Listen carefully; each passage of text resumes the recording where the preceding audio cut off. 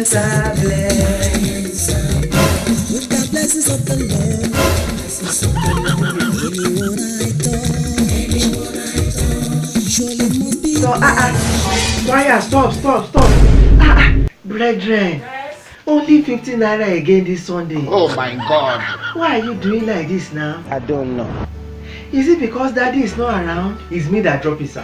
Can you fuck off? It's even your own. Bruh. But I thought I told all of you that daddy is far away in Bible-based center in the United Kingdom preaching the gospel alongside Prophet David Omotunde. And from there, he will be going to the UAE to preach the gospel too. You this brethren, you are not loyal, so sad. But let me shock you. Daddy will be ministering to us in today's service. You see, all of you are happy. Without wasting our time, put your hands together as we welcome our daddy, the only minister with a MSCC and a PhD. Daddy, are you ready? You can love God for him. God bless my daddy. Let's connect to daddy. You are welcome. Yama Honda Suzuki. It's network. Oh, are you using that green network? Okay, it has connected. Brother, let me tell you the story of a young man called Jonah. Jonah was sent by God to go and deliver his people. But Jonah, like many of you, refused to go. Turn to your neighbor, tell your neighbor, I will not be disobedient. I will not be disobedient. Can I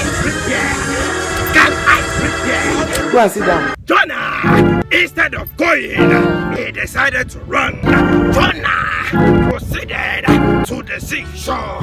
He boarded a boat, and suddenly, somebody say suddenly, there was a storm. Jonah asked that they push him into the water. They pushed Jonah into the water.